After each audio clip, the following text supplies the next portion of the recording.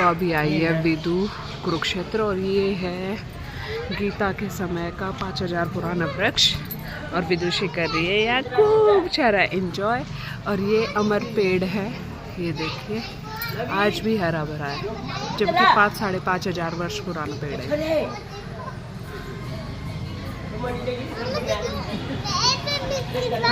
मेरा दांत देखो आप। हाँ दिखाइए।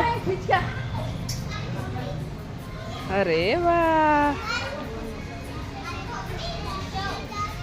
चलो अब हम दर्शन करें।